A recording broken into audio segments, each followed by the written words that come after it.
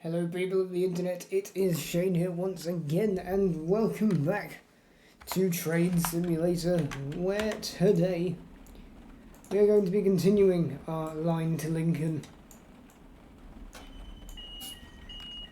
mini-series, I guess you could say. We are here. Let's just acknowledge AWS and obviously open the doors. AWS and AWS operational. Marker, I think markers will be alright. Yeah, welcome back to Train Simulator, where today we are continuing, of course, our mini-series as I have mentioned before. Let's get the instrument lights on, and we're going to get the wipers. We'll try and get the wipers on, we struggled with that last time.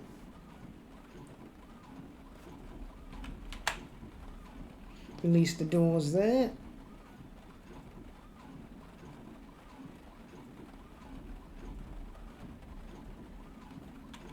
Cab light on, because why not? And then we want control R, and we want, not selected door, we want driver operator, there we go. After going through the entire list, we finally made it. But we are here, where we finished last time at a very wet Peterborough, and before anyone gets on at the echoey mic, it's just the room. I mean, it's very echoey. I'm not sure we can sort that at the moment. As we put the headlights now on full. Doors are closing.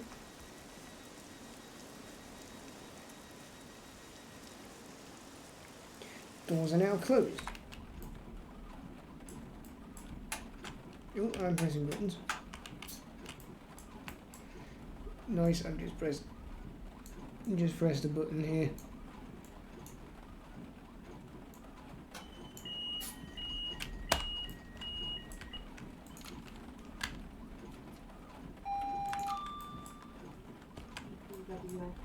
Let's just get going. Anyway, unlike the East Coast Main Line route from London to Peterborough, this one actually, well, the real-life timetable has been imported into Train Simulator, as it were. Simply because... oh, I'm speeding. Nice. Simply because, well, some routes on Train Simulator, if they're, let's say, young enough, can actually, and are set to the real-life timetable to the point where you won't spend 5 minutes in a platform. The older routes like East Coast Main Line, London, Peterborough, and other routes like that, as we can now go to 105, they are what we would call, well, they are older routes, therefore they have the older coding, meaning that timetables on there are set to what they used to be and not what they are now with like the 800s. Because I think an 800 could probably do the Lincoln to London route in about a quarter, well, yeah, I'd probably say about a quarter of the time a HST could do it in. Definitely not half the time, because they're not that quick compared to the HSTs. But anyway, today we'll be calling at Grantham at 9:16 and arriving into Newark at about 9:25. So it should be about a half an hour video. It won't be a 40-minute video like it was last time. I should also probably turn on the destination lines because I've totally forgot to do that from last time, because for some reason I have to set up the train every time I make a new scenario. Leeds, we're not going Leeds. We're going Lincoln. Whoa, look at that zoom in right there. But there we go. We are now very much on the way to Grantham. And then obviously on to Newark.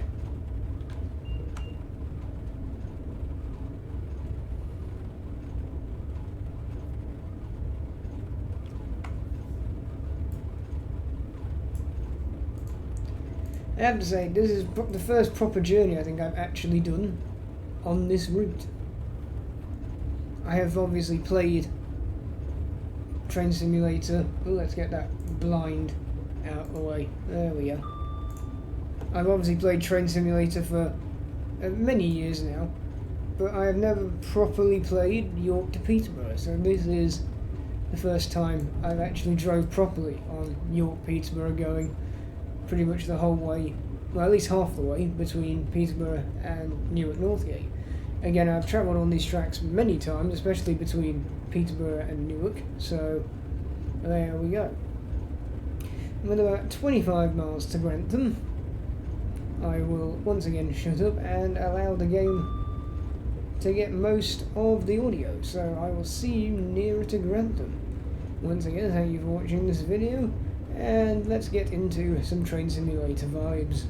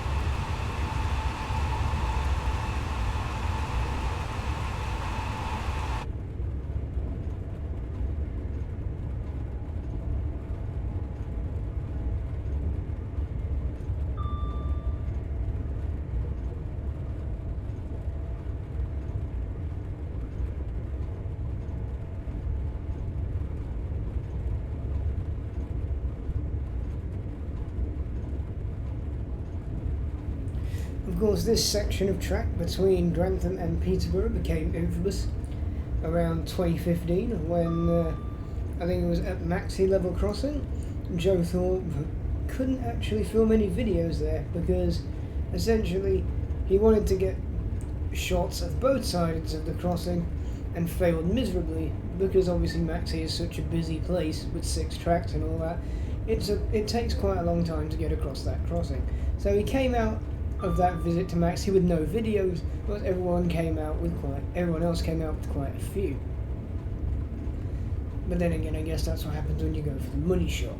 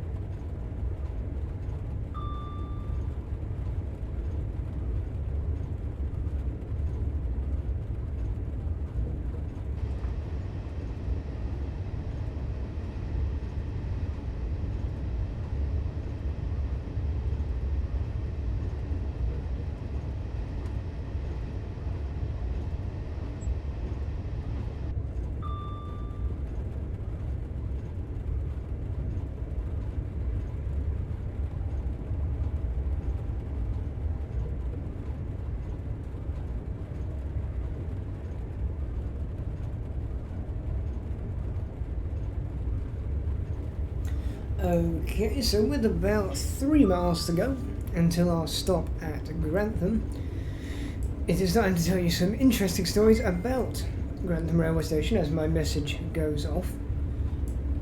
Grantham station, especially in the Trains Out era of my channel, appeared quite a few times. I think it was 3 times in the end. And one of them was infamous when Fabe, Adam Richardson and Jamie Martin all decided to chime in on my intro and pretty much sabotage it for the sake of shits and giggles, as it were. And honestly, I didn't mind that at all. I think it added a little bit of, excitement, as it were, to a pretty, I wouldn't say forgettable episode, but it just wasn't the best episode because it was very impromptu, very, let's say, unplanned that we were going to go to Grantham. It just sort of happened and we ended up there. So there's a bit of behind the scenes gossip yet again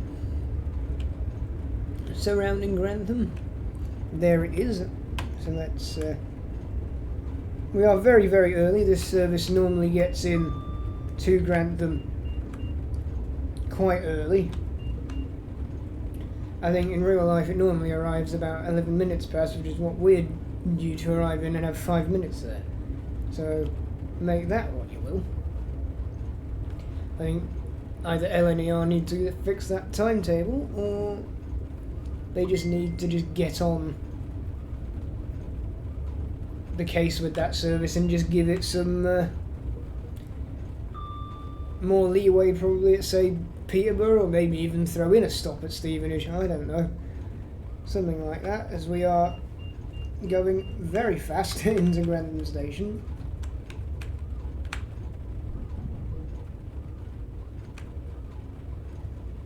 If we make this, I'll be very surprised. And we'll be entering at about 40 miles an hour. I think we are going to make it, you know.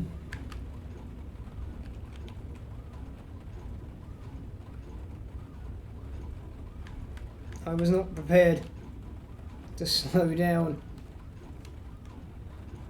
that soon. I generally thought I'd timed my stop relatively okay, but obviously not. Now, I can't remember if the Azumas stop at the end of the platform, so we're going to stop around about that Grantham sign you can see on the left there. That is where we will stop. And we will release the doors.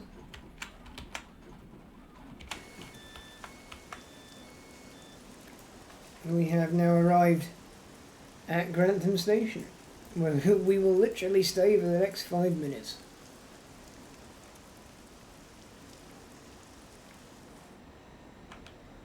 Yeah, I've been here many times. Nowadays, on this wall here, there is actually a... that's my chair. There is a load of departure screens. LNER have introduced along this section of route several new looking, very fancy, if you ask me, departure screens. And it has to be said, I do like them a lot. They're a lot more clean, but nothing can beat a traditional dot matrix. Especially the old East Coast mainline ones, these ones here. 1218 to York East Coast. One, that's platform 3 at Grantham, and 2, I don't think East Coast are a thing anymore. They have a complimentary offer though, I wouldn't mind taking that. These sidings here sometimes accommodate the oil train or the petrol train that runs, well, it used to run from Kingsbury to Lindsay. I'm not sure if it, I think it does still run when it's under Collis Rail nowadays, not DB Cargo. And the Kingsbury Humber run, I think, is still ran by DB Cargo. And it's the only bit of freight, really, that passes Hycombe now on a regular basis. And even then, it's not even regular. And like Hycombe back in the day, in like prime 365 Shady Yoho era, if you will, was very much double freights, left, right and centre. There'd be the bins, there'd be container traffic by the millions, as it were. And basically, it would just be a nice little bit of, you know, you'd always be guaranteed something at Hycombe. However, with the supposed, I guess, declassification, as it were, of the Bootham Junction cord that connects Pyewipe and Bootham Junction. With the declassification of that, because that doesn't seem to be operating as part of the main line anymore, it seems to be downgraded to a spur or a branch line. No freight trains ever run down that line anymore, and instead they operate from Peterborough down the Red Wing to Lincoln and then up the Dukes to Doncaster, which, to be fair, is probably way more of efficient routing than going via Newark and then going via, Highcombe and all that lot. It's definitely way more efficient and, if anything, a lot faster. So that is, 10 points to them on that behalf, but I feel like, as the train spotter that I am, and obviously I'm biased to my local line, the traffic volume's just gone down at Highcombe so much since East Midlands introduced their COVID timetable, and they haven't really left the COVID timetable. They blame stock shortages, but the fact they've got rid of, I think, at least 3 vital Leicester trains at 12:30, 3:30 and 4:30, it's like, what is the point of getting rid of those trains? Like, they were ideal if you want to either leave town, if you want to leave town after a day out. Like, it's come to a case where you can get into town at a good time, but you can't leave Lincoln at a good time, which is why I've started taking buses, which is something I never thought I'd do until a few weeks ago, but there we go. It's just one of those that's like, the circumstances need it, because you never know whether the trains are running these days or not. Luckily, there's Train Simulator, so in the virtual world, they always run, as cliche as that sounds. But there we go. We are just about ready to leave Grantham here at 9:16. I'm not allowed to close the doors at the 2. There we go. The doors are now closing, 15 seconds before departure. We'll watch this service leave, which is of course the 9:16 LNER Azuma from London King's Cross to Lincoln Central. There we go, platform duty is complete, and in about 14 miles this episode will end. Off he goes. Now this may cap out at 30, because that's what I had the cruise control set to.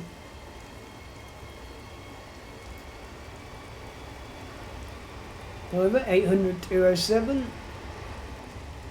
Oh, that was a... the mouse got a bit excited there. Is heading off round the corner to Newark Northgate. And passengers new as we jump back into the cab.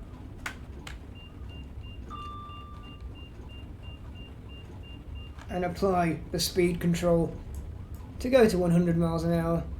As we pass through there, we've got the likes of Asda's, which I have also been in. I actually went in there when they introduced their new cafe, which isn't new anymore and actually doesn't exist. They had like hot dogs and pizzas and all that. I spent many times in Highcombe Cafe, in the Asda Highcombe Cafe with Spike Ridge, Aspen, and I think Fabe at one point. We all decided just to get together because we were all in the area at the same time. So that was nice, and a lot of photos got taken that evening. As for, a lot of memories as well.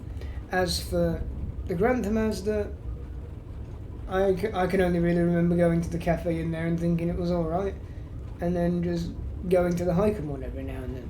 Like, it's really the only good experience of Asda I actually have. Make that what you will. Anyway, enough rambling. I will see you when we get nearer to Newark Northgate.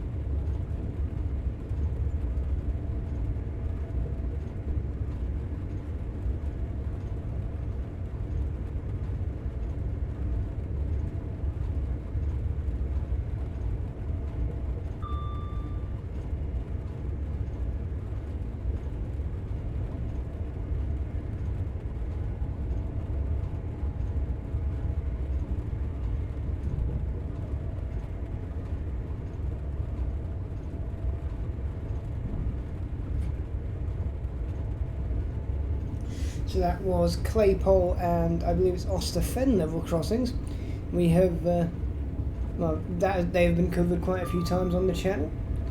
And I think Claypole was probably the first venture in terms of level crossing filming that I did on the East Coast Main Line.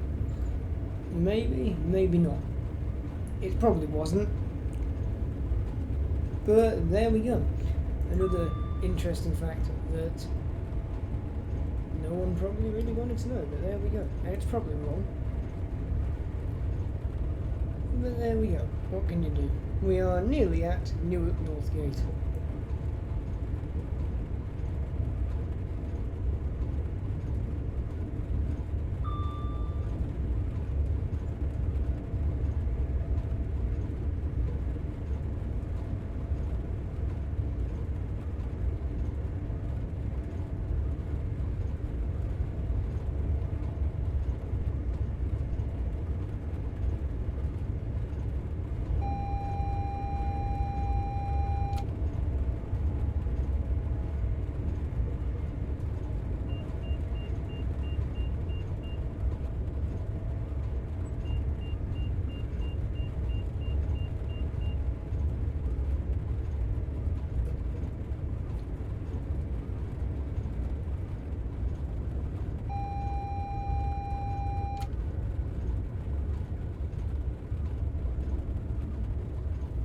Okay, we are now on the approach to Newark.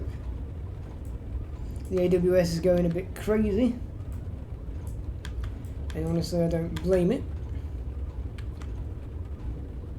As we approach Newark Northgate Station, platform 3, which is of course the Bay platform, is where the Lincoln trains stop. We do have to go over the crossover as well.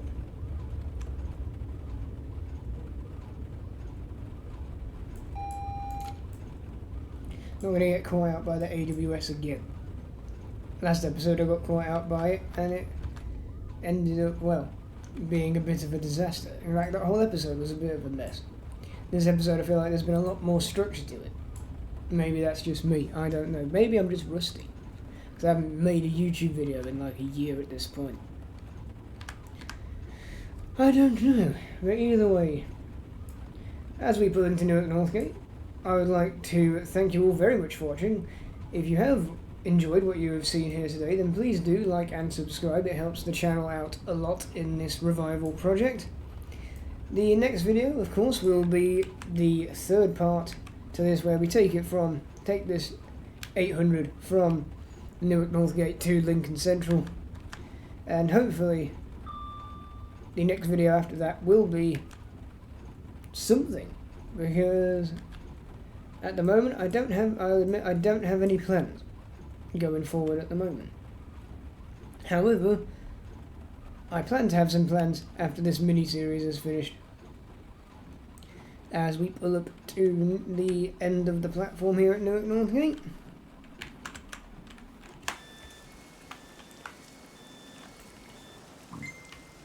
And my messaging goes off once again. I'd like to once again say thank you all very much for watching, and hopefully I will see you in the next episode. Goodbye.